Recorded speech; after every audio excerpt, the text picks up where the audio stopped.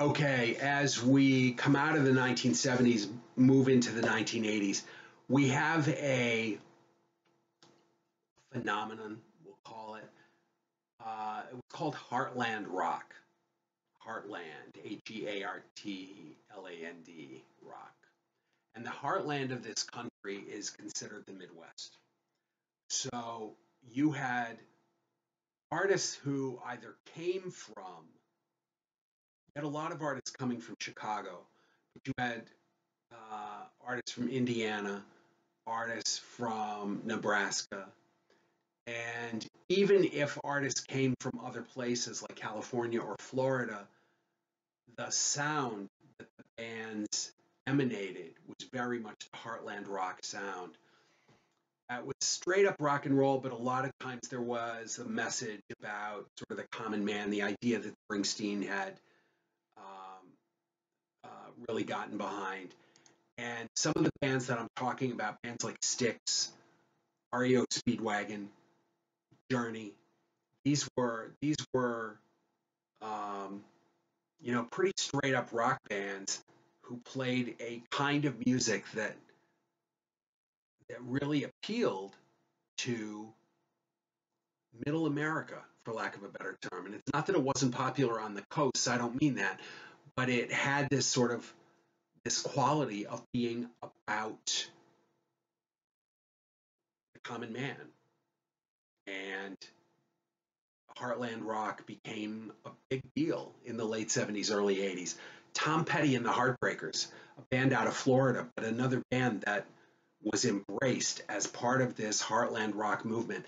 And the best way to think about Heartland rock, not all of it, because Styx got a little progressive, Journey got a little more harder rock, but there was a certain element of rock and roll, country, folk that kind of came together and connected the dots. It's one way to think about it. Tom Petty and the Heartbreakers, a great song. Breakdown.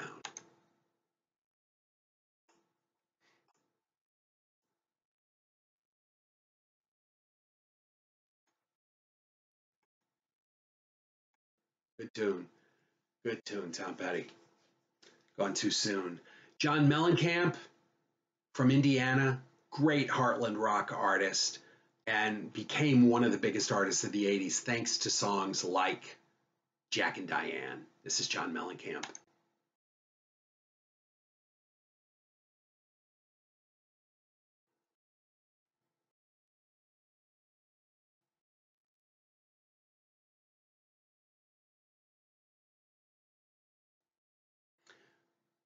Mellencamp, Jack and Diane. And Mellencamp became another artist like Springsteen, like the great country artist Willie Nelson, that they really got behind um, this idea of standing up for, representing, singing about the common man and in common woman, common person. And in many ways, this would manifest itself in their support of the American farmer. They developed and started a festival called Farm Aid that would be concerts along with other exhibits that all of the profits then went to support the American farmer. I don't know that much of the details behind the scenes in terms of who got the money and how it was all figured out, but this was pretty much the brainchild of Willie Nelson. John Mellencamp was heavily involved as well, and then Springsteen got involved as well. It was certainly a great cause. The band Chicago that we heard about back in the days of jazz rock, back with Blood, Sweat, and Tears, great American pop rock band. And they had sort of fallen off by the late 70s, but in the early 80s, they came back bigger than ever and were part of this sort of Heartland rock movement. This is Chicago from the early 80s. Hard to say, I'm sorry.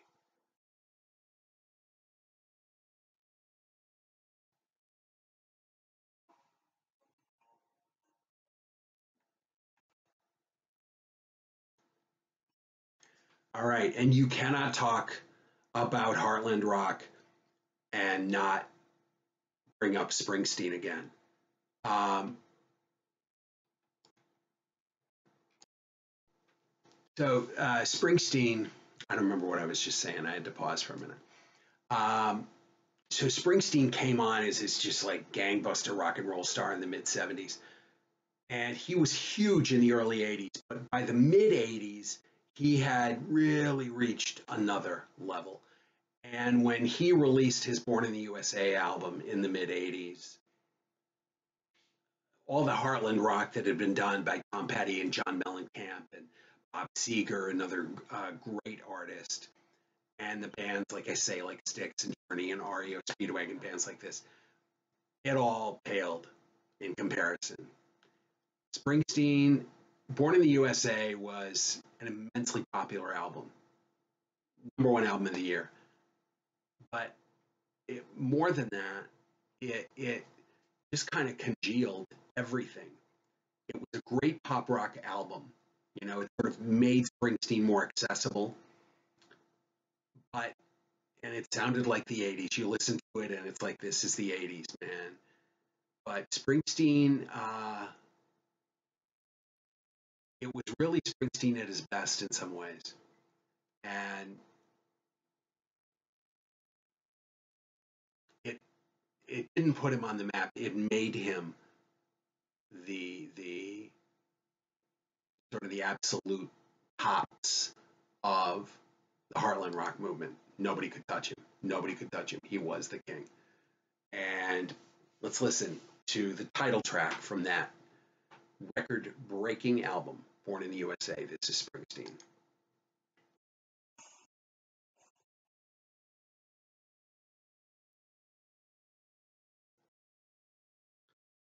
Okay, so late 70s, early 80s, there's Heartland rock going on. There's the disco movement going on. And there's also a little thing called punk.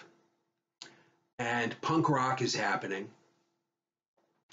And it emanated primarily from London and moved into the States, moved to New York pretty quickly. London and New York were where the idea of punk rock was really developing in earnest. And one of the biggest bands that came out of the punk rock movement was a band called The Clash, British band, great band.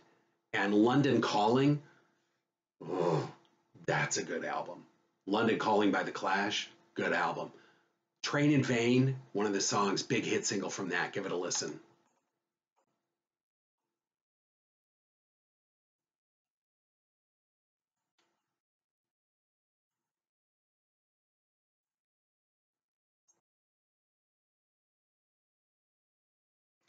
All right. And two other bands I want you to listen to in the realm of punk rock before we move on.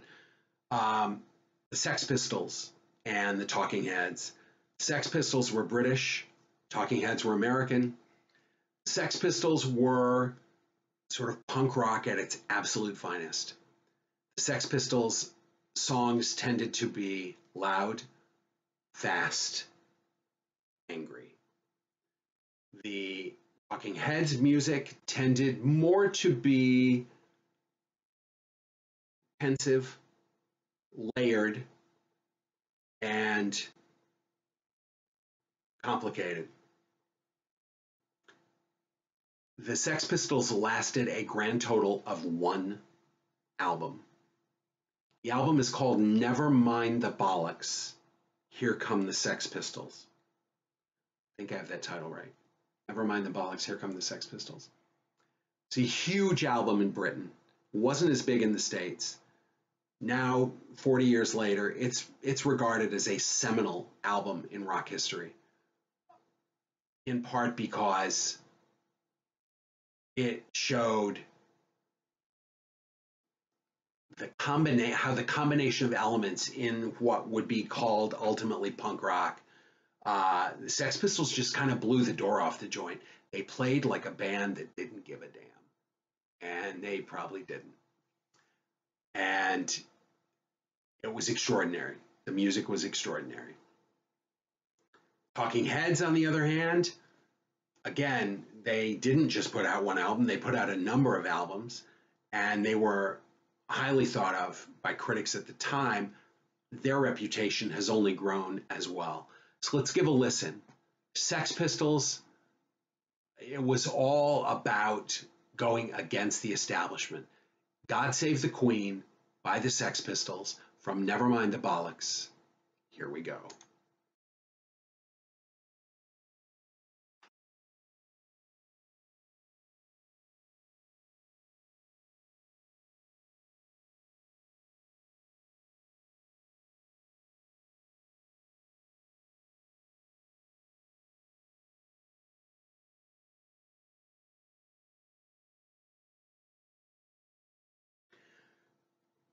Sex Pistols, God Save the Queen. Here's another one, Anarchy in the UK.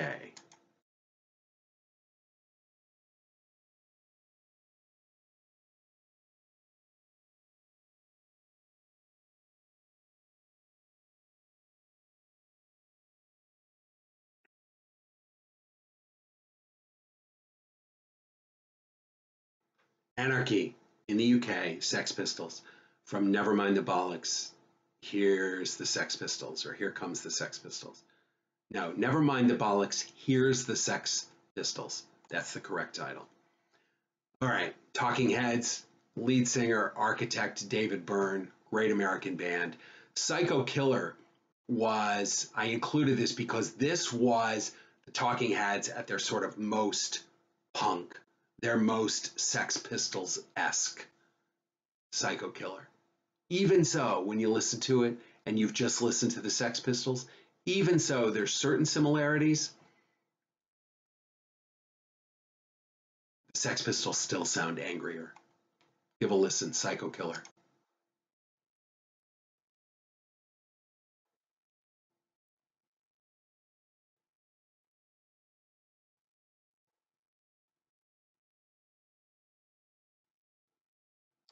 Right? Even the way the song starts, it sounds like you can almost hear the electronic music that would come in the 80s later on that we're going to listen to from bands like Human League and um, Pet Shop Boys. So Talking Heads have very much that flavor. Take Me to the River, very different kind of song, same band, same era. Uh, Great album called More Songs About Buildings and Food. Talking Heads, we'll end it here for a Monday. Give a listen to Take Me to the River.